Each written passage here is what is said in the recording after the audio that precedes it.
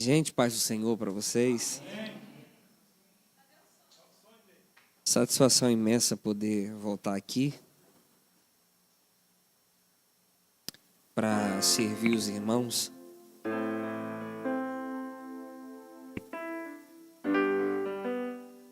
Que o Senhor continue ministrando no nosso coração, dessa vez através da sua palavra.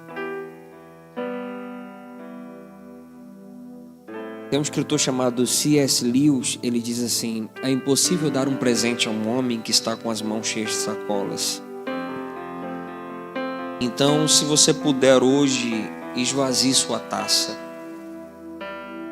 E como diziam os nossos pais na fé, eu estou na caminhada aí já faz uns 20 anos, tem gente aqui que tem muito mais tempo do que eu, mas eu cheguei a ouvir os nossos pais na fé dizendo que você carrega 2 sacos. O que você ouvir aqui que você achar que não está com conexão com a Bíblia, aí você bota no saco furado. Mas quando você chegar na sua casa, você compara os textos bíblicos que eu vou citar aqui com aquilo que eu falei, aí você vai ver se o que eu falei tem embasamento ou não. É importante sermos assim, especificamente para os nossos dias. Prestar bastante atenção naquilo que é dito e discernir a palavra do Senhor com sabedoria. Prazer poder estar aqui. Quando o pastor falou que a igreja do Senhor ajuda outras obras, eu já fui ajudado por vocês acho que 3 vezes a pagar o aluguel da Eclesia Comunidade, que é a igreja onde eu pastoreio. E são verdades que a gente às vezes duvida, né, de algumas coisas que a gente escuta. Fizeram uma pesquisa e descobriram que as 2 áreas mais desacreditadas no Brasil são os políticos e os pastores, por causa da má fama de alguns pastores e de alguns políticos. Então a gente às vezes duvida de algumas coisas que a gente escuta, mas eu estou aqui para testificar, tá bom? De Paulo aos Efésios, capítulo 6, do verso 11 ao 19.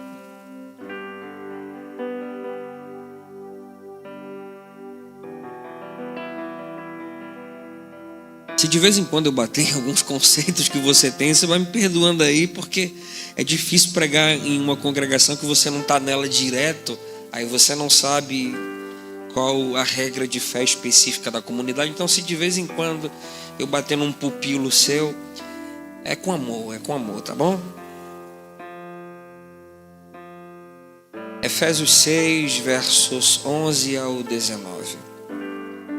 Paulo diz assim a esta igreja: revesti-vos de toda a armadura de Deus, para que possais estar firme contra as astutas ciladas do diabo.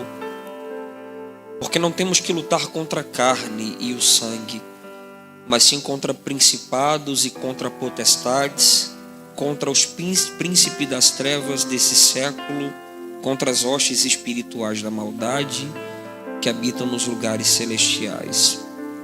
Portanto, tomai toda a armadura de Deus, para que possais resistir no dia mau, e havendo feito tudo isso, fique firme.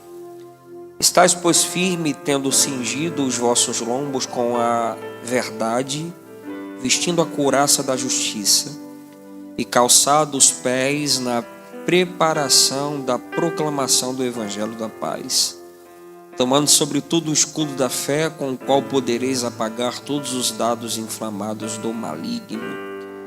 Tomai também o capacete da salvação e a espada do Espírito, que é a palavra de Deus, orando em todo o tempo com toda súplica no Espírito, vigiando nisto com toda perseverança e súplica por todos os santos. Eu vou ficar aqui no último versículo, que é o versículo 18.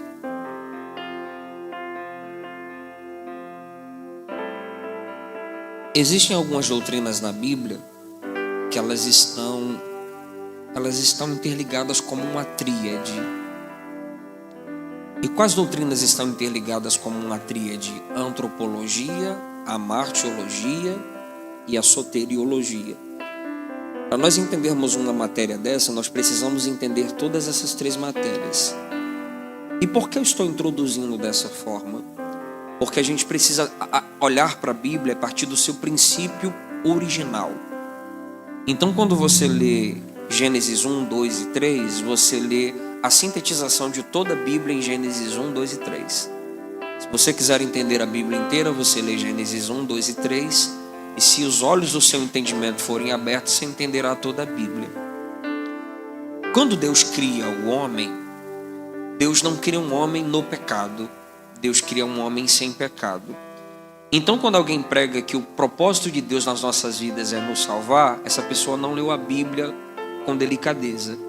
Porque se o propósito de Deus fosse nos salvar, Ele tinha feito a gente, lá no princípio, Ele tinha feito o primeiro homem com pecado. Aí Ele cumpriria o propósito que era salvar esse homem.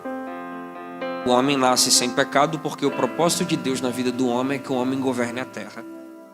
Então, quando o homem peca, Deus cria um plano para trazer de volta o homem para o propósito, porque plano e propósito não são sinônimos. Propósito é uma coisa e plano é outra. Propósito é o motivo pelo qual Deus nos cria, e plano é o meio pelo qual Ele vai nos trazer de volta para o propósito. Então, o plano é a salvação. Então, a salvação de um homem não é o final da vida dele. A salvação é o começo de toda a vida do homem. Para quem não sabe, na antropologia bíblica, o homem possui 3 vidas. A primeira vida se chama pneuma ou zoe, que é a vida espiritual.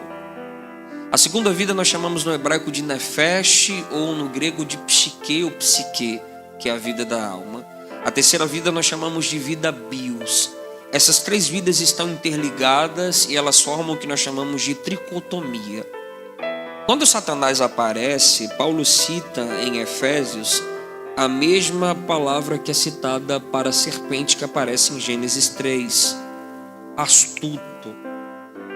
E quando nós usamos essa expressão astuto para compreendermos o que o texto está dizendo, a palavra de Deus está falando que é alguém que usa a sua sapiência, a sua inteligência, para lograr êxito em cima da fraqueza do outro. Satanás convence a mulher de que o fruto, ao ser ingerido, faria com que a mulher e o homem se tornassem iguais a Deus, porque o diabo é o único ser que pega uma verdade de Deus e consegue transformar ela numa mentira, porque Adão e Eva já eram iguais a Deus. Então, quando ela come e dá o fruto ao seu marido, ali nós temos a origem do pecado. A palavra pecado no singular não é igual à palavra pecados no plural. Parece que são sinônimos, mas pecado e pecado são coisas diferentes. Pecado é a raiz, os pecados são os frutos. Por isso que quando Deus morre, Ele mata o pecado e a gente continua pecando, percebeu? Porque Deus não tirou os frutos da árvore, Ele matou a raiz. Porque se Deus tivesse matado os frutos, a árvore continuaria dando os frutos. Então Ele aniquila a raiz, que é o pecado. Então pecado no singular fala de pecado primário ou pecado original, que é o primeiro pecado cometido por Adão. Para você ter uma ideia, o que te condenou ao inferno não foi tomar cachaça e transar com a mulher alheia. Foi o fruto que um cara comeu lá no paraíso. Você já nasceu condenado. A não ser que você seja pelagianista, porque o pelagianismo ensina que o homem nasce sem pecado e que ele opta por pecar se ele quiser, e que ele consegue atingir a santidade de Deus por meio do seu esforço. Inclusive esse cara foi considerado herege pela igreja. Mas toda a doutrina cristã tem como base a ideia de que o homem nasce como pecador por natureza. Uma criança de braços que só está tomando leite do peito da mãe é um pecador por natureza. E a base está no Salmo 51, quando Davi diz: em pecado eu fui gerado e no pecado me concebeu a minha mãe. Davi está falando do pecado primário. E é impossível falar do diabo sem falar do pecado, porque ele é o primeiro homicida. Ele é a linguagem primária do sentido de pecar, do sentido de transgressão. Então, esse Adão peca, se transforma num homem pecador. A palavra Adão, Adam, significa humanidade, e toda a humanidade peca junto com ele. Eu queria falar sobre algo, introduzindo, mais contundente do que o diabo. Você, pior do que o diabo, nós, a nossa alma, os nossos sentidos caídos. Quando nós falamos sobre os sentidos caídos de um homem, nós precisamos entender que um homem caído não precisa do diabo para ir para o inferno. ele já vai para o inferno segundo a sua predisposição almática. Paul Washer diz que uma criança de 6 meses de idade, quando alguém toma o brinquedo dela, se ela tivesse a força e a capacidade intelectual de um homem de 18 anos, ela esbofetearia a cara da própria mãe, ou atravessaria o corpo dela com a sua própria mão e arrancaria o coração. Isso é duro, mas está no livro O Verdadeiro Evangelho, que fala sobre a queda do homem e o ser maligno que se chama a alma que está dentro dele. Quer ver? Paulo, depois de salvo e santificado e justificado, ele disse assim: o bem que eu quero fazer, eu não consigo fazer. Paulo está dizendo isso depois que Jesus salvou ele. Paulo está dizendo isso depois da doutrina da santificação e da justificação. Aí Paulo diz assim: mas o mal que eu não quero fazer, eu acabo cometendo. Ó homem miserável que sou, quem me livrará do corpo da morte, ou do corpo desta morte? Corpo dessa morte era uma sentença dada aos assassinos na época de Paulo. Quando alguém assassinava outra pessoa, eles contavam que pegavam o corpo de quem matou e amarrava braço com braço, boca com boca e perna com perna. Aquele corpo entrava em putrefação e o corpo podre ia matando o corpo vivo através das bactérias. Esse é o velho homem que Paulo disse que lutava contra ele e que não conseguia vencê-lo, e que todas as vezes que ele queria fazer o bem, ele não conseguia fazer o bem. Eu estou falando do homem que viveu a Bíblia mais do que eu e do que talvez algumas pessoas que estão aqui. Então, para nós entendermos as artimanhas do diabo, a primeira coisa que você tem antes de entender sobre o seu inimigo é entender sobre o seu Deus e entender sobre você. Por que entender sobre você? Porque dentro de você tem um amigo seu que é amigo do seu inimigo. Como assim meu amigo é amigo do meu inimigo? Sua carne, seus prazeres almáticos. A vida da alma precisa ser crucificada. Quando Jesus disse: aquele que quiser vir após mim, negue-se a si mesmo, tome sua cruz e siga-me, porque aquele que quiser salvar a sua vida, vida ali é psique, é alma. Jesus disse: quem quiser salvar a alma tem que matá-la. A salvação do espírito é uma ressurreição, mas a salvação da alma é uma mortificação. Então, quando nós olhamos para isso, nós entendemos que o diabo, ele é amigo de um amigo que está dentro de mim, que é a minha carne. Vou dar um exemplo. Em Gálatas capítulo 5, quando Paulo fala do fruto da carne e do fruto do espírito, Paulo vai chamar de fruto da carne aquilo que a gente chama de demônio. Por exemplo, é muito comum nós ouvirmos falar sobre espírito de divórcio, espírito de adultério, espírito de fornicação, mas Paulo chama isso de fruto da carne. Por que Paulo chama isso de fruto da carne? Porque Paulo está escrevendo para uma igreja e não para os ímpios.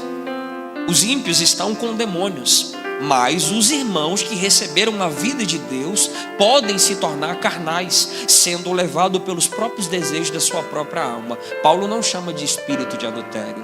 Quando um crente começa a mandar mensagem para outra crente para adulterar, não é o diabo que fez ele fazer isso. Ele fez isso porque ele quis. Porque o pecado na vida de um cristão não é mais escravidão, é uma escolha. O ímpio peca porque é escravo. Eu peco porque decidi pecar. Porque agora eu sou livre. Se sou livre, posso fazer a escolha. Então todas as vezes que eu peco é uma predisposição.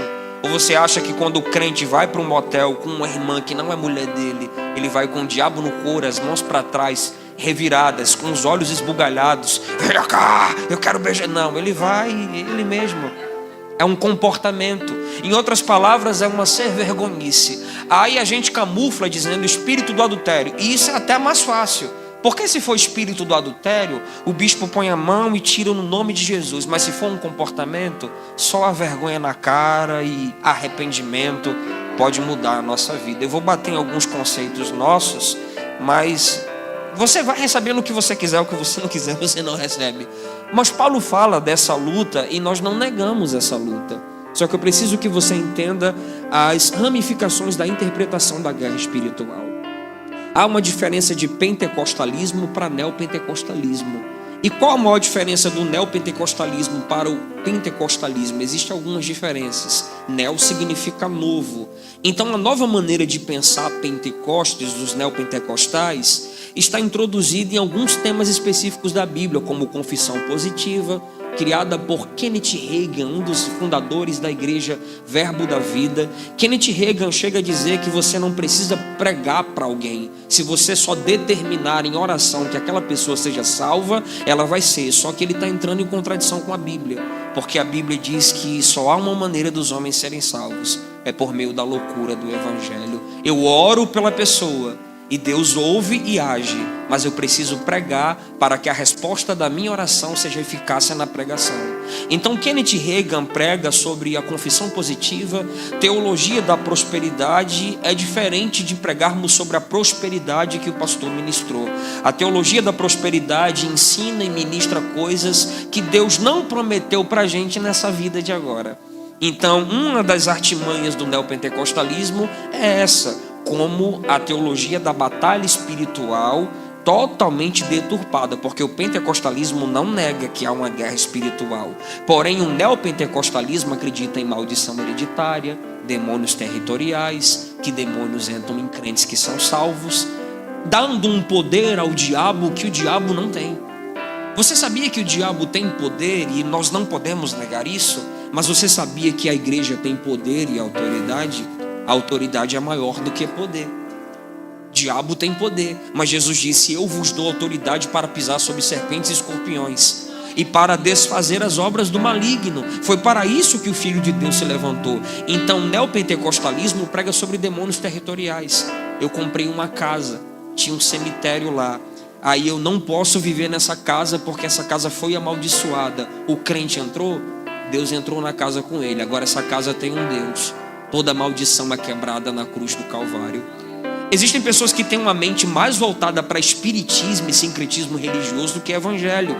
A gente trabalha com doação e uma irmã disse assim: eu vou doar as roupas do meu filho, mas eu estou com medo, pastor. Eu disse: por quê? Ela disse: por causa das más vibrações. E se um morador de rua endemoniado vestir a roupa do meu filho? Eu disse: é capaz dele cair endemoniado, porque a bênção de Deus está sobre o filho da senhora. E os demônios que estão naquele homem não são maiores do que o espírito que está dentro do seu filho. Mas você percebe que alguns irmãos ainda estão dentro do que a gente chama de sincretismo espiritual. É uma fusão de evangelho com feitiçaria, evangelho com outras questões. E a gente precisa tomar cuidado com isso. Não é que isso vai me levar para o inferno, não. Mas a maneira como eu penso determina a maneira como eu vivo. E a gente percebe que no meio, porque nem toda igreja que diz que é pentecostal, tá bom? Nem toda igreja que diz que é pentecostal de verdade. Até porque muitos não entendem nem o pano de fundo da teologia pentecostal, para saber o que é pentecostalismo. Então muitos irmãos têm essa ideia. Por exemplo, a ideia de que quando eu estou fazendo a obra de Deus, o diabo pode tocar nos meus filhos. Isso aqui é muito sério. Peraí, se todas as vezes que eu estou fazendo a obra de Deus, Deus deveria me guardar, Ele permite que o demônio entre nos meus filhos, Ele está indo de encontro à própria palavra dele.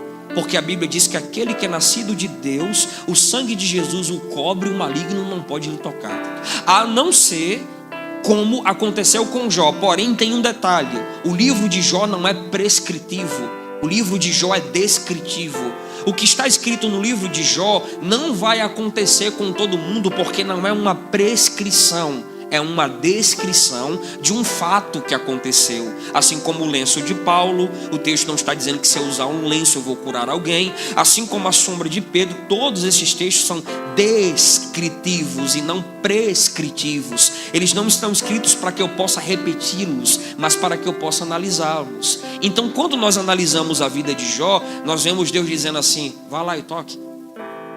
E o Lutero chama o diabo de Deus, o cachorro preso na coleira de Deus. Ele vai para a terra fazer exatamente aquilo que Deus decretou. Toque na família dele, na saúde dele, nos filhos dele, porém na alma dele você não toca. Então só existem duas maneiras do diabo conseguir tocar em nós. Uma, se o Senhor ordenar que isso aconteça com base no livro de Jó, ou se nós dermos legalidade. Uma maneira de dar legalidade ao diabo não é só quando você peca, é quando você acredita que ele tem muito poder e que ele tem poder e influência contra a sua própria vida. Existem pessoas que dizem que um crente pode ficar endemoniado. Pode, porém esse crente nunca foi salvo de verdade. Porque a partir do momento em que um homem é salvo, quem habita dentro dele é o Espírito Santo. Uma casa não pode ter dois senhores. Se você ainda está caindo endemoniado, o Espírito Santo ainda não habita dentro de você. Porque o Espírito habitando, esse Espírito vai governar a vida desse homem, e essa casa não pode ter dois senhores. Então a gente precisa entender esses detalhes para que a gente possa entender que guerra é essa que a gente está travando. E quem é esse adversário? Esse adversário é um anjo de luz, é um anjo caído. Lúcifer é uma palavra criada pela teologia, com base no livro de Ezequiel e de Isaías. A Bíblia lhe dá alguns títulos, como Apolion, Belial, como opróbrio, como maligno, como Satanás e como o diabo, que é o nosso opositor. E muitos cristãos pensam que o diabo, quando a Bíblia fala que ele é opositor, pensa que ele é opositor de Deus, mas Deus não tem inimigos. Porque Deus não tem ninguém que possa fazer uma queda de braço com ele para lutar com ele. O diabo é nosso inimigo. O diabo já foi vencido por Jesus na cruz. Deus não tem inimigos. Mas existem pessoas que acham que o diabo e Deus brigam a tapas. Por exemplo, Deus está brigando com o diabo ali por aquela alma. Pode ser que os anjos militem contra os demônios. E para você que não sabe, existem categorias de anjos no céu mais poderosos do que o próprio diabo. Existem categorias de anjos mais poderosos do que o próprio diabo. Mas Deus não está numa guerra com o diabo. Quem está nessa guerra somos nós. Quem está nessa guerra somos nós. O diabo já foi vencido por Deus. Então, se você acredita que o diabo está numa queda de braço com Deus, você está dando um nível de poder ao diabo que ele não recebeu. Porque até o poder que ele tem foi concedido pelo próprio Deus. E o poder dele é limitado segundo a vontade de Deus. Porque se Deus liberasse ele para ele fazer tudo que ele quer, ele já teria acabado com o mundo. Ele já teria acabado com a humanidade perdida e caída. Mas Deus está controlando. Quando a Bíblia diz que Deus amarrará o diabo, muita gente pensa que é literalmente amarrado. Mas amarrar ali traz a ideia de limitar a força dele, de limitar o seu poder sobre a terra. Então é dessa guerra que Paulo vai falar. E é nessa guerra que nós precisamos entender como lutar. Mas antes de nós entendermos a guerra, nunca esqueça: aprenda sobre o seu Deus e o poder que ele tem. Aprenda sobre você e o poder que Deus te deu. E depois você vai aprender sobre o seu inimigo. E você vai entender que ele já está debaixo dos pés de cada cristão que está aqui essa noite. Ele está debaixo dos nossos pés. Jesus venceu por nós e nós somos vencedores. Porém, Paulo vai falar dessa guerra dizendo: se revista de armadura. Você sabe que revestir traz a ideia de uma vestimenta por cima de outra vestimenta. E revestir aqui, não no grego, mas no hebraico, traz a ideia de alguém vestido de Deus. Eu fui analisar a raiz etimológica de revestir no hebraico. E todas as vezes que a Bíblia fala no hebraico sobre revestir, ela fala de alguém vestido de Deus. Então as armaduras de Deus é o perfil do próprio Jesus. É o perfil do poder do próprio Deus no homem. Existem 3 tipos de manifestação de Deus. A primeira é Shekinah ou Shekinah, que é a palavra ministrada. A segunda é a doxo, que é a palavra por meio da adoração. E a terceira é kavod, o kavod, que é o peso da glória. Por que peso da glória? Porque eles entendem que é como se Deus sentasse nos ombros do homem e o homem sentisse o peso do kavod de Deus e Deus se manifestasse na vida desse homem. Qual a diferença das 3? É que na Shekinah você é cheio por uma palavra que alguém ministra. Na doxo você é cheio pela canção que alguém ministra. Mas na kavod você é cheio pela glória do próprio Deus habitando em cima de você, sentado sobre os seus ombros. E todas as vezes que você diz, assim diz o Senhor, Deus pega carona na sua voz e é feito conforme a palavra de Deus que está ali, você vestido do próprio Senhor. Isso é incrível, irmão. Isso é maravilhoso. Então Paulo fala desse revestimento de Deus para que a gente possa estar firme contra as astutas. A mesma palavra usada para o diabo como serpente, né? A palavra ali no hebraico é o serpente, ou serpente de Gênesis 3. Porque não temos que lutar contra carne e sangue. Você já viu que as pessoas falam assim: eu estou aqui em carne e osso. A expressão correta é: eu estou aqui em carne e sangue. Porque a unidade do corpo é a carne e o sangue. A gente pensa que unidade e união são sinônimos. Mas unidade e união não são sinônimos, não são palavras parecidas. A unidade compõe a união. Jesus disse assim: comam da minha carne e bebam do meu sangue, e vocês serão um só comigo. Qual é a unidade do corpo humano? Carne e sangue, porque tudo que está em volta de mim tem carne e tem sangue. Nós somos os membros, mas o que constitui os membros no corpo é o sangue que está dentro dele e a carne. Isso faz virar um ser que a Bíblia chama de corpo. Então Paulo diz assim: a nossa luta não é contra carne nem contra sangue.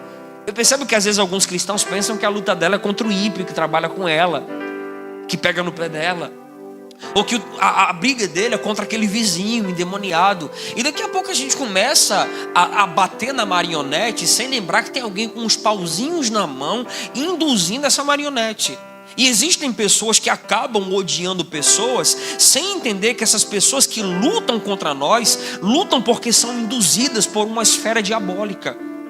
O que Paulo está dizendo é que nós não podemos odiar as pessoas e nem lutar contra elas. Nós devemos lutar contra um mal que induz algumas pessoas. Eu preciso que você entenda uma coisa muito delicada. Eu não posso espiritualizar aquilo que é biológico e eu não posso materializar aquilo que é espiritual. Nem toda depressão é uma doença e nem toda depressão é um demônio. Mas existem causas na vida de um homem. A Bíblia dá alguns exemplos. Havia um menino chamado de menino lunático. Ele era tão lunático de um jeito que ele virava panelas quentes e andava em cima do fogo. Jesus olhou para aquela criança e disse: há quanto tempo ela está assim? E o pai disse: desde que ela nasceu. Então, dentro da psicanálise, da psiquiatria, esse menino tem um mal cognitivo. E talvez ele fosse aposentado se ele vivesse nos nossos dias. Mas a Bíblia diz que Jesus se aproximou e repreendeu o demônio e o menino ficou bom. Então o que eu estou dizendo aqui, eu não posso ser imbecil e dizer que todo caso que você vai ver é um demônio. Mas o que eu estou dizendo é que existem casos que algumas pessoas estão possessas por um mal. Vou dar um exemplo: a homossexualidade. Muitas pessoas pensam que se um homossexual vier numa reunião de oração, ele cai endemoniado. Nem sempre, às vezes ele chora e fica até quebrantado. Porque o comportamento homossexual, segundo a psicanálise e a psiquiatria, muitos homossexuais são porque foram abusados. Ou são porque a mãe criou aquele menino como menina. Mais de 60% dos homossexuais foram abusados por padrastos, por tios ou pelo próprio pai. Então eles desenvolvem um comportamento. A segunda metade dessa análise diz que muitas pessoas sofreram tanto com o cônjuge do sexo oposto que decidiu ficar com um do sexo igual para ver se era melhor. Então nem todos são assim porque estão endemoniados, e nem todos, como dizem, nasceram assim.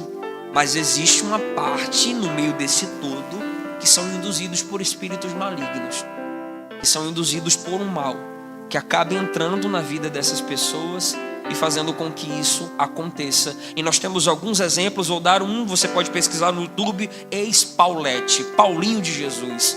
Quando o espírito da homossexualidade saiu dele, ele disse que olhou para ele e perguntou: o que é que eu estou fazendo vestido de mulher? Ele nem se tocou que estava vestido de mulher. E ele disse que quando o pastor ministrava, era como se uma lama caísse no pé dele. Ele via a lama nos seus pés e ele dizia: o que é isso? Meu pé está cheio de lama. E quando ele se viu vestido de mulher, ele não entendeu porque estava vestido daquela forma.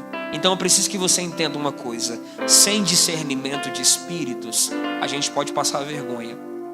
Porque nem tudo é um comportamento espiritual, e também nem tudo é psicológico, e nem tudo é abuso. Você precisa ter discernimento para aprender a tratar. A igreja dos dias modernos, ela precisa aprender a lidar com todos os públicos.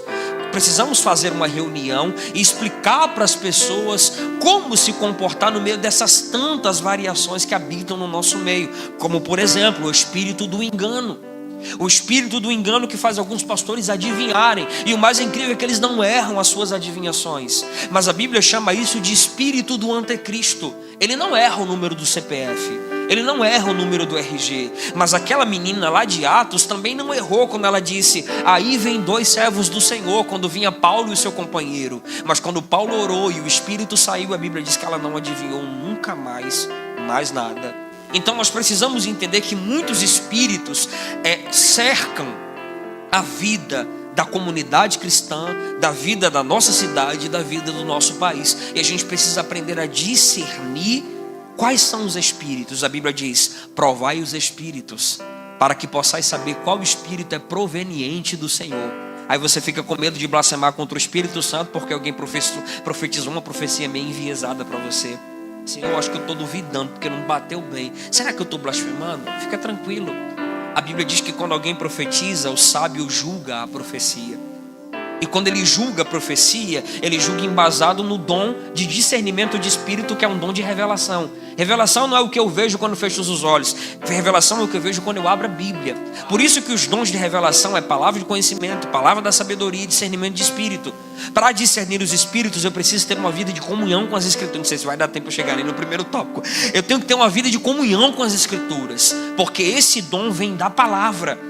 Então quando o falso profeta vem, entenda: o falso profeta não é falso profeta quando ele erra a profecia, não. Porque Balaão é o falso profeta da Bíblia, e ele nunca errou uma profecia. O falso profeta é falso profeta pelos frutos. É aqui que a Bíblia está nos ensinando. Então existem espíritos malignos operando no nosso meio. Doutrina de Jezabel, doutrina de Balaão, espírito da adivinhação, espírito de coisas. É só você olhar para a vida do camarada e observar os frutos que ele está dando e você vai detectar. Existem dois tipos de heresia. Aquela que é um deslize, quando alguém erra por ter uma ignorância no texto bíblico, mas o herege, o falso profeta, aquele que está com o espírito do engano, ele faz porque ele quer. Ele ministra errado porque ele quer. Ele ministra errado e ele fala errado porque ele quer. Hoje na igreja existe uma grande porcentagem que não vem mais para a igreja porque se decepcionaram na fé. Estão esperando por coisas que nunca vão se cumprir, porque não foi Deus que falou com ela. E sabe qual é o nosso problema? É que a gente às vezes vem para o prédio da igreja pensando: Senhor, usa aquele homem para mim, que ele coloque a mão na minha cabeça, que ele fale no meu pé do ouvido. Mas um cristão bereano, ele diz: Senhor, hoje eu vou abrir a Bíblia e eu vou ouvir a tua voz através da tua palavra. E quando o pastor estiver pregando, eu vou ficar com a minha Bíblia aberta, fazendo anotação para saber se o que ele está pregando é bíblico ou não.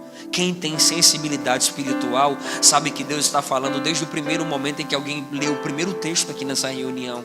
Essa é a boca de Deus que fala conosco. Então Paulo fala que a nossa luta não é contra a carne nem contra a sangue, mas contra potestades. O que são potestades? O que são principados? Principado é um anjo caído com o poder de um príncipe. A Bíblia não está dizendo que eu luto contra um Zé Pilintra de beira de ruela. A Bíblia está dizendo que eu luto contra um demônio que ele tem um poder de príncipe. Ou seja, ele está num trono e ele governa uma legião de demônios. É um príncipe. Então não é qualquer pessoa, não é qualquer espírito, não é qualquer entidade. A Bíblia está dizendo que a nossa luta é contra um demônio que tem o poder de um príncipe. E potestade é um demônio que tem o poder de um governador. Aí você diz: e agora, meu Deus, como é que eu vou fazer? Eu sou um homem mortal, eu sou uma pessoa comum, eu sou alguém de carne e osso. Como vou lutar com um demônio que tem o poder de um príncipe? Como vou lutar com um demônio que tem o poder de um governador? Então Paulo vai falar sobre esse revestir de Deus para conseguir vencer essas pelejas espirituais.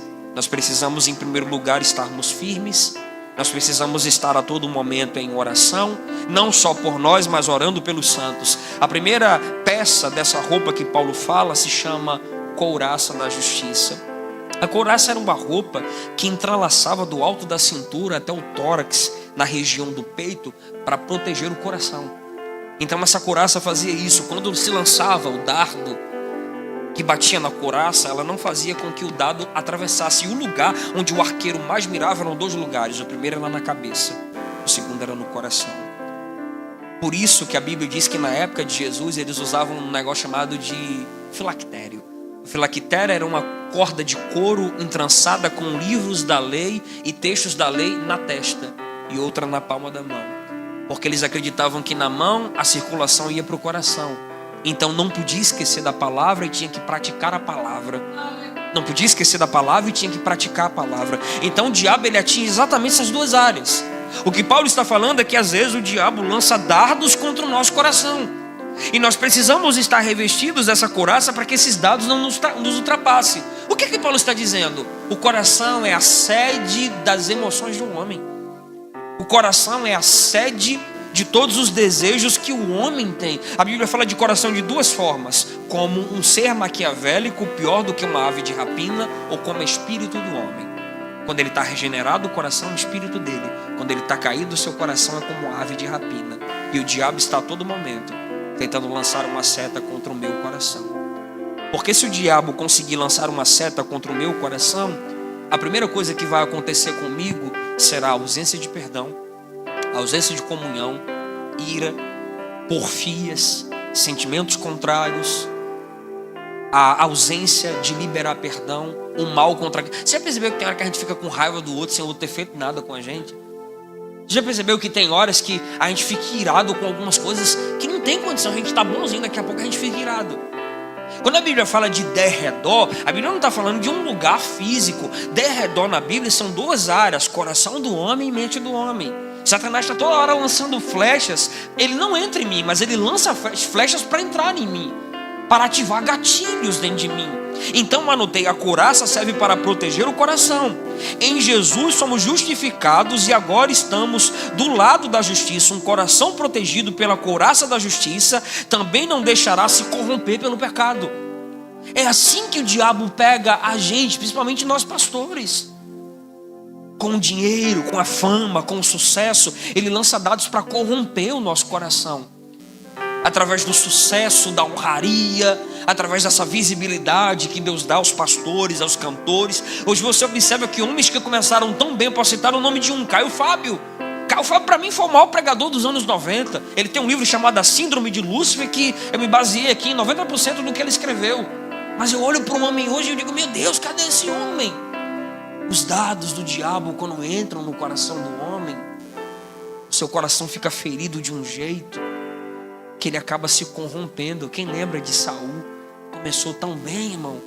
O cara cheio do Espírito Santo. A Bíblia diz que o cara rasgou um boi. Eu fico, meu Deus, eu vou acreditar porque está na Bíblia, mas rasgar um boi não tem condição. Que força é essa? Só que chega uma hora que o cara começa e daqui a pouco vai querendo fazer sacrifício no lugar do sacerdote e vai necromante e tudo mais. Deus olha e diz assim, eu vou tirar o meu espírito da vida dele.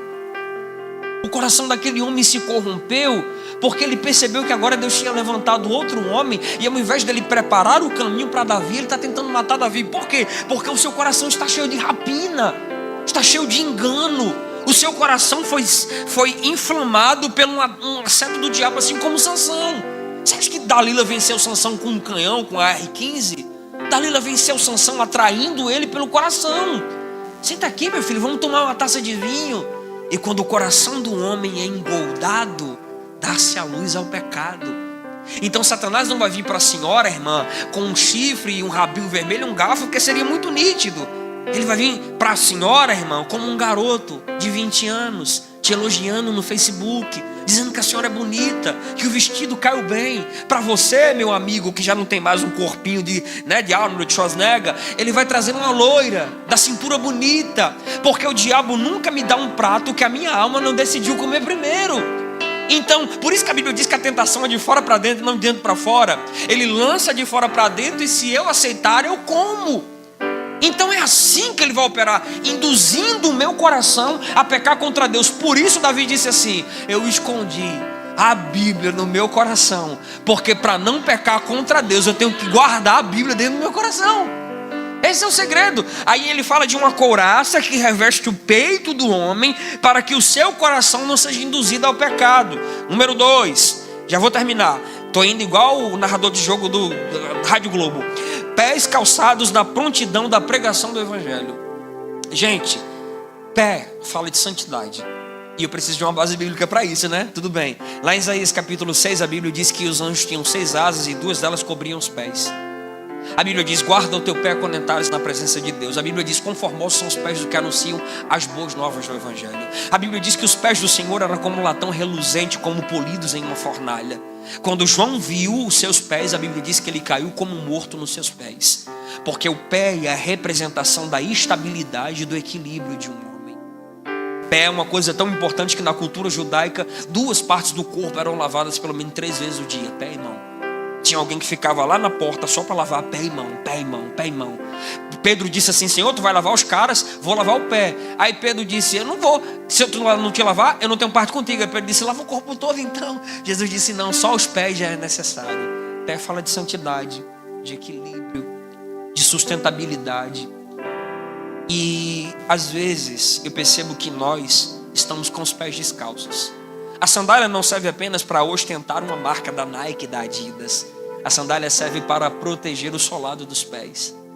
E quando nós pensamos na sandália como um instrumento de proteção, lembramos que o Evangelho é a proteção para o envio. Sabe qual é o problema? É que o cara entra hoje na igreja, daqui a 15 dias o pastor dá um microfone para ele dar uma saudação, ele já colocou na cabeça dele que ele é pregador, manda o design fazer um cartaz de agendas abertas e sai para pregar. Mas cadê a sandália da preparação? Irmão, tem que ter a sandália da preparação para a proclamação. Primeiro tem a preparação, depois tem a proclamação. A gente quer pular as etapas. E muitas pessoas estão entrando no terreiro do inimigo descalço. Esse é que é o problema. É que nós estamos entrando no terreno do inimigo descalços. Que é a base bíblica? Tá bom. A Bíblia diz que um grupo de jovens exorcistas viram Paulo repreendendo o demônio e foram lá e disseram assim: sai em nome de Paulo, sai em nome de Jesus. E os demônios disseram assim: esses caras aqui a gente já conhece, todo mundo, mas vocês quem são? Eles estavam descalços porque não havia sandália de preparação e de proclamação. Então o que nós precisamos entender é que nós não podemos entrar no terreno do inimigo sem conhecer o Evangelho. Sabe como é importante esse discipulado que a gente faz, conhecendo a Bíblia, conhecendo a oração, conhecendo a igreja, Pentateuco, históricos, poéticos, proféticos? Isso é muito importante. Porque nós precisamos aprender a defender a nossa crença. Não é defender Jesus, é defender a nossa fé. E às vezes a gente não entende, mas o diabo opera muito no intelecto. Eu conheci um presbítero, irmão, que eu tive que desatar um nó da cabeça dele. Ele disse: eu estou aqui com a mente bugada. Eu disse: o que foi, irmão? Ele disse: um testemunho de Jeová. Um adventista falou para mim que as línguas que os caras falaram em Atos foram idiomáticas. Acho que o termo correto é xenolalia ou xenolalia, né? E agora as línguas que eu falo não são de Deus. Eu disse: irmão, isso é simples, irmão. A Bíblia não diz que eles falaram xenolalia. A Bíblia diz que quem ouvia, ouvia na própria língua. Está no texto. Mas não tem problema. Porque a língua tem 3 aspectos. Você pode falar em línguas naturais, em línguas espirituais, ou você pode interpretar as línguas. Deus pode te usar para falar uma linguagem que você nunca falou na vida. Mas Paulo diz que quem fala em línguas não fala aos homens, fala a Deus. E em seu espírito fala mistérios com o Senhor. Aí ele: rapaz, está aqui na Bíblia. Eu digo: tá, infeliz. Mas tu não lê, irmão. Aí qualquer coisa que vem, tu tá descalço, irmão. Nem uma havaiana velha, né? A havaiana velha tá... E cuidado, que às vezes está meio calçada, é pior do que está descalço. Porque tem sandália que é tão fina que vai apagar a bituca de cigarro, queima o pé. Então tem que tomar cuidado. Tem que ter uma sandália boa, irmão, de couro. Essas roupas que Paulo está falando, é as roupas de um soldado pretoriano. Estou falando de uma sandália que tinha uma trança que vinha até a altura da coxa, irmão. De couro, forte. Para ele correr e não cair, não escorregar do pé. Isso é o Evangelho. A gente pensa que se preparar para lutar contra o diabo, irmão, nada contra porque eu faço isso. É só subir um monte, é só fazer jejum. Isso é fundamental. Mas nós precisamos entender que nós precisamos conhecer o Evangelho de Jesus. Um dia um aluno perguntou: professor Charles Spurgeon, qual é o melhor para a vida do homem? Graça ou conhecimento? Ele disse: qual a maior asa do pássaro? A esquerda ou a direita? E ele entendeu que uma asa não é suficiente, é necessário ter as duas. Então nós precisamos ter graça, conhecimento, o poder de Deus. Então nossos sapatos protegem os pés, que nos levam para onde nós queremos ir. O Evangelho da paz nos leva na direção certa para a vitória. Só a paz e o amor podem vencer o ódio, a violência e as obras do diabo. Está em Romanos capítulo 12, versos 18 e 19. Então é só revestidos, calçados com a sandália do Evangelho que nós conseguimos vencer as obras do diabo. E está falando de sair, do envio. É muito bom, né? O id, apesar de que essa palavra não é id, ela é indo, né? Jesus disse: enquanto vocês estiverem indo, que a gente pensa em ir, sair daqui para ir lá para a África. A gente pensa em id por todo mundo, sair daqui para o sertão da Paraíba. Mas a expressão correta é: indo por todo mundo, pregai. Pregai a palavra com mais potência. O que é que Jesus estava dizendo? Enquanto estiver indo para a escola, pregue. Enquanto estiver indo trabalhar de Uber, pregue. Só que tem um detalhe: antes de Jesus dizer indo por todo mundo pregar, ele disse: ficar em Jerusalém. E a gente não quer ficar em Jerusalém, irmão. A gente quer pregar. A gente quer sair para pregar. Principalmente quando a gente confessa Jesus, a gente já quer logo quebrar o CD, né? E pregar para todo mundo. Fica em Jerusalém. Porque em Jerusalém você é revestido do poder do Espírito Santo e se torna testemunha de Jesus. Tá bom?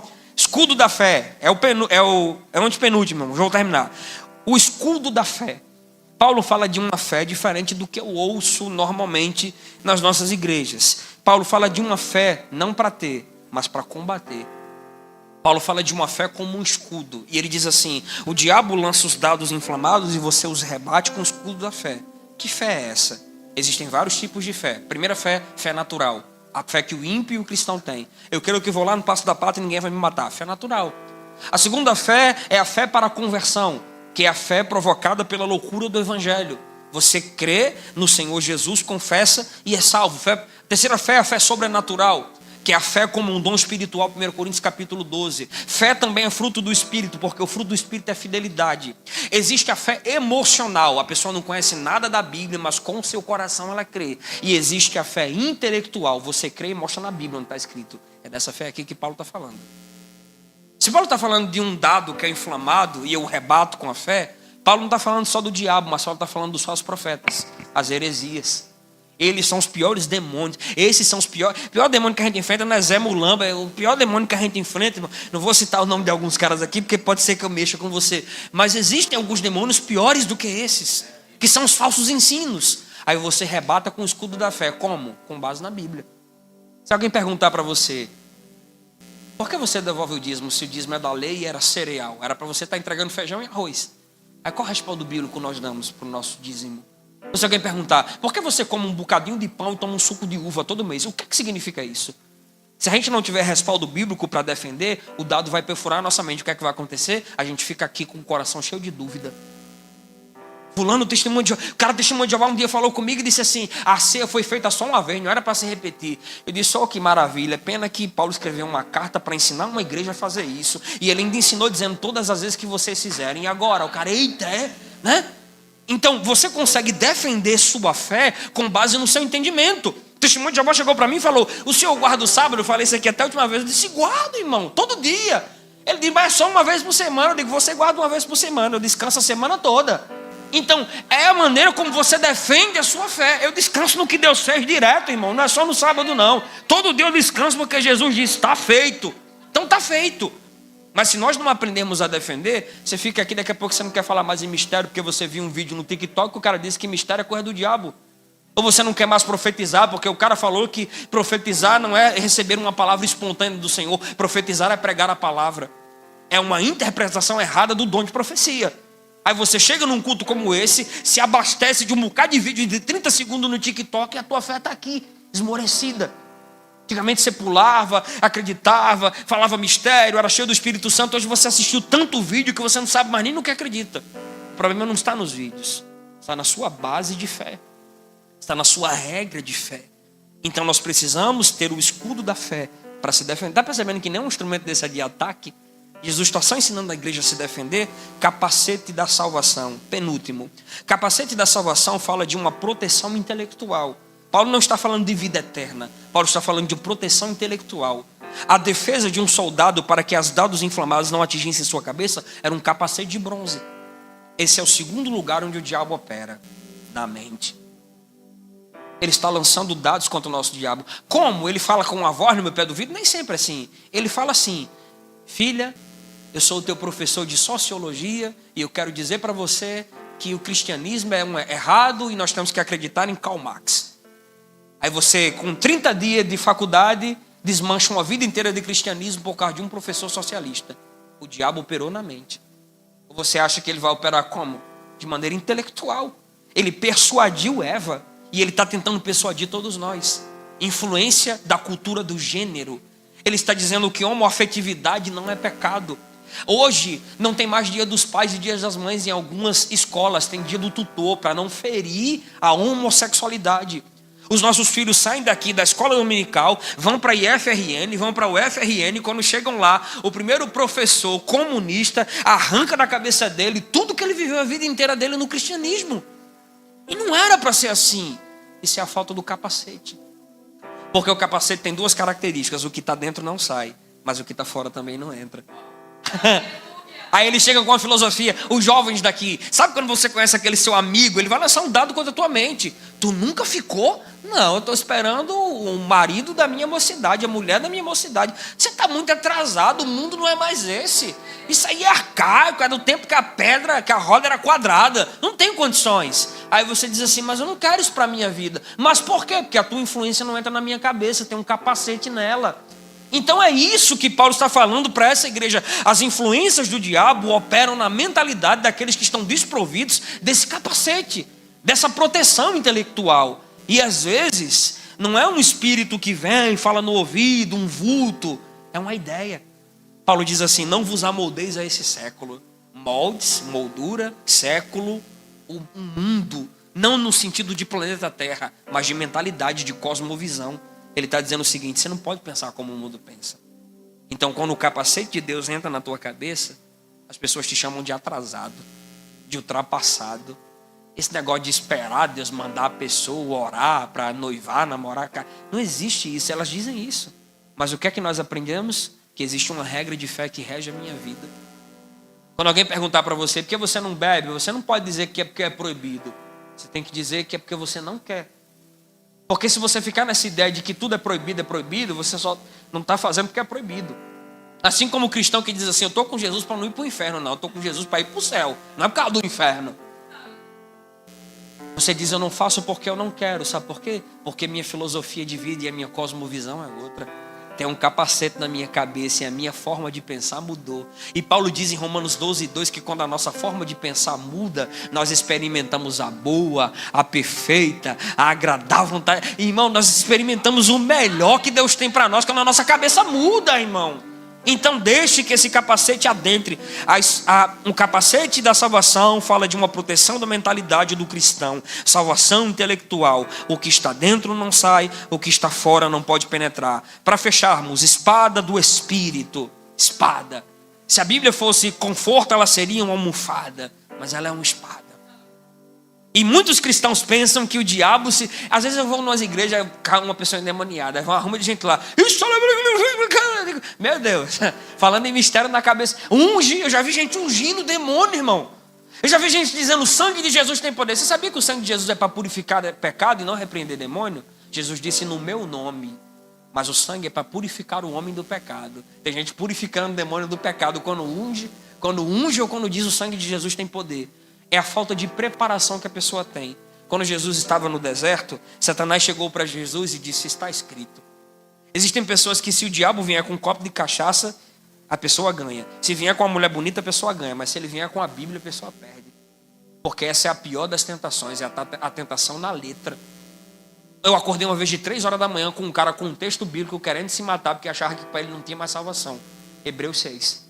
Ele leu que é impossível que aqueles que foram iluminados e gozaram do Espírito Santo, foram participantes da sua ação, uma vez caindo, não podem ser lançados de volta ao arrependimento. Ele diz, eu me desviei e voltei, então para mim, eu tive que explicar para o cara, e o cara queria se matar, irmão, lendo a Bíblia, o cara queria se matar, e era uma influência maligna. Quando eu comecei a orar por aquele homem, sem brincadeira nenhuma, irmão, ele subiu mais ou menos dessa altura, e quando eu olhei para cima, tinha um bicho que não gafanhoto segurando ele. E digo, meu Deus, o que é isso? Os quadros batiam, um vento dentro de casa, eu não sabia o que era aquilo. Mas é uma influência maligna. E o que nós observamos é que muitas pessoas querem vencer o diabo com xarabacã, tarabastéria, irmão. Jesus não venceu o diabo rodando no manto, irmão. Nada contra, vamos pular, vamos correr, vamos voar. Mas vamos fazer isso com base bíblica, irmão. Vamos abrir as escrituras. Jesus disse, está escrito, e o diabo correu. Perdeu, acabou. Então Deus está ensinando através de Paulo que só há uma maneira de nós vencermos o diabo é pela palavra de Deus. É pelo poder da palavra do Senhor. Ou você acha que quando você diz, sai diabo, ele sai por causa da tua palavra? Ele sai por causa da palavra de Deus que está dentro da sua boca, irmão. Então só há uma maneira de nós vencermos a influência do diabo, é usando a palavra. E às vezes a gente vê umas coisas que não tem condições, irmão. Vem do espiritismo, vem mesmo de crente que acredita em astronomia, em astrologia, sei lá o quê. O irmão chegou para mim, aí uma menina brincando com a criança, aí, que menino danado, aí, não diga isso não, pelo amor de Deus, se o pai dela vir. Eu digo, por quê, irmã? Porque ela grita que danado é condenado o diabo. Eu disse, sim, danado fala de danação mesmo. Só que danado na linguagem informal fala de levado ou desobediente. Só que a gente quer espiritualizar tudo. A gente quer ler o nome da Coca-Cola ao contrário. A gente acha que Trident é o tridente do Tranca-Rua, como dizia aquele pregador que mentia que só... Mas a gente gosta dessas coisas. Quer ver a igreja encher? Diga que tem um ex-macumbeiro que vai contar que fazia ritual, pacto. A gente é muito místico, irmão. Mas só uma maneira do diabo ser vencido na sua casa é quando você pratica a palavra de Deus. Não é só quando você decora a Bíblia, não. É quando você pratica a palavra. O diabo, ele não resiste a um homem de oração e alguém que guarda a palavra do Senhor. Essa pessoa é uma bomba diante do inferno. Ninguém consegue vencer uma igreja que está armada com as escrituras. Uma igreja que abre a Bíblia, que tem escola dominical. Uma igreja que, se possível for, tem até um curso de teologia dentro dela. Mas uma igreja que também ora, que jejuma, que busca a Deus. Que acredita que o que está na Bíblia... Porque a Bíblia não é um livro que fala de Deus. A Bíblia é um livro que manifesta a Deus. Tem gente que fala de Bíblia, mas tem gente que nunca manifestou a Bíblia. Porque falta uma vida de intimidade com o Senhor. E Deus está dizendo para nós, só há uma maneira de nós conseguirmos vencer as tentações do inferno. É quando estivermos com uma vida de oração bem regrada, e quando nós tivermos a Bíblia como espada. A espada é uma arma de defesa e de ataque. Com a espada do Espírito podemos derrotar o diabo e nos defender dos seus ataques. A espada do Espírito é a palavra do Senhor, Hebreus 4:12. Para usar a espada do Espírito é necessário sempre estar meditando na palavra. Tem irmão que não tem a espada, ele tem um trinchete, ele tem um punhal. Porque medita nela só no domingo quando o pastor abre. Medita não, ele abre para acompanhar a leitura e ele não acompanha, ele lê aqui se aparecer. Porque se o pastor mandar abrir em Sofonias, ele vai perguntar se esse livro existe, né? Então, para usarmos a ferramenta, para nós termos o poder da ferramenta, precisamos ter comunhão com a ferramenta. Ou você acha que você consegue usar uma ferramenta que ninguém nunca lhe apresentou o manual? Às vezes nós estamos matando pessoas com a própria palavra. Às vezes tem gente vindo para o púlpito da igreja matar o povo ao invés de dar vida para o povo. Porque é um mau uso dessa espada, que tanto defende como ataca. E nós precisamos entender que quem tem que ser atacado por essa espada é o diabo, é o pecado, é as coisas erradas e não a pessoa. Lembra do que Paulo disse no começo? A minha luta não é contra a carne. Então quando você pegar um texto, não dê um texto de indireta para o irmão que você está com raiva.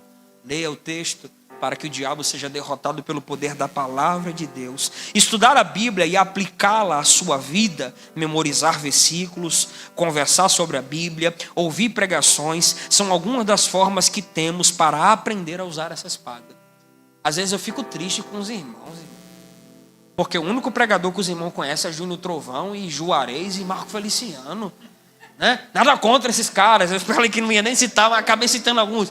As pessoas não sabem quem, eu não vou nem citar o nome de alguns, mas as pessoas não sabem. John Stott, já ouviu falar? Charles Spurgeon, Charles Finney, John MacArthur. Quem é esse? Quem são? Escuta pessoas que pregam às vezes coisas que não tem nada a ver com a palavra. As pessoas não sabem quem são esses homens. As estatísticas dizem que um brasileiro lê em média 5 livros por ano e o mais preguiçoso lê só 1. E só que tem um problema, é que você chega aqui dizendo: como é que eu descubro o que Deus tem na minha vida? Como é que eu descubro o propósito de Deus para a minha vida? Não vai ser um pastor que vai dizer o propósito de Deus na sua vida, não. É um livro. Sabe qual é o problema? É que Deus fala, só que Ele fala num livro e eu odeio ler. Aí como é que eu descubro o que Deus tem na minha vida?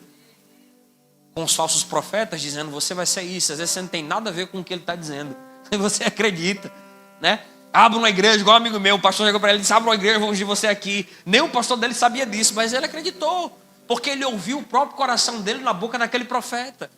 E esse aqui é o grande perigo. Eu tenho muito medo quando a pessoa diz: Deus falou comigo. Eu tenho medo dessa frase de Deus falou comigo. Eu não estou dizendo que Deus não fala, Deus fala conosco todos os dias. Mas eu tenho muito cuidado quando a pessoa usa essa frase. Porque o que ela vai dizer depois determina conforme a Bíblia se ela ouviu Deus mesmo ou não. Chegaram para minha esposa numa reunião de mulheres e falaram para ela 2 coisas. A primeira: você vai ser maior do que seu marido. Se ele prega 100, você vai pregar 1000. E você vai ser maior do que ele. Ela disse assim: tem um detalhe. A mulher disse: qual? A Bíblia diz que ele é meu cabeça. Então eu nunca posso ser maior do que ele. E agora? Eu fico com tu ou fico com a Bíblia? Outra coisa: ela é muito doente. Tem fibromialgia. Teve uma trombose há pouco tempo. Uma irmã do Verbo da Vida de Kenneth Hagin falou: você não pode aceitar. Você não pode aceitar isso. Isso não é de Deus, você está endemoniado. Ela diz: então ore por mim, tira o demônio, que eu quero ficar curado agora, irmão. Então ore por mim, tira o demônio. Paulo, o maior escritor da Bíblia, tinha um problema de visão, que ele diz assim: com grandes letras os escrevo. Ele era míope. Com grandes letras os escrevo. Por que ele não orou para ser curado? Ele tinha um espinho e orou tanto. Ele disse: é como o diabo batendo na minha cara. Deus disse: eu não vou tirar, a minha graça te basta e o meu poder se aperfeiçoa na fraqueza. Nem toda pessoa que está mal porque está com um demônio no couro, irmão. Jesus teve que ensinar isso para João e Tiago. Ele está assim, não porque pecou, mas está assim para que se manifestem nele as obras de Deus. Então, que nós possamos meditar nisso, irmão. Outro dia, a gente vem falar de outro assunto. Eu gosto muito de ministrar no tema que foi passado para mim. 2 coisas que você nunca pode acreditar num pregador: quando ele diz que vai terminar agora, e a segunda, quando ele diz que Deus mudou a palavra. Não acredite não, irmão, porque o pastor orou para Deus dar um tema para ele. Aí Deus falou feijão para ele e para mim falou arroz. Irmão, esse Deus é esquizofrênico, não tem condição. Ele sofre de TDAH, não tem condição. Então, se o Senhor ministrou no coração dele esse tema, meu dever é estudar. E no dia que eu não souber, eu vou dizer: não me chama nessa aí não, porque eu não sei dizer. Esse estudo aí eu não consigo. E eu vou dizer com muita humildade. Mas o nosso dever é estudar o tema que é passado para nós e tentar transmitir para a igreja. Irmãos, eu falei alguma coisa que escandalizou você aí, você vai me perdoando? Obrigado, pastor. Você pode aplaudir a Jesus que ele merece?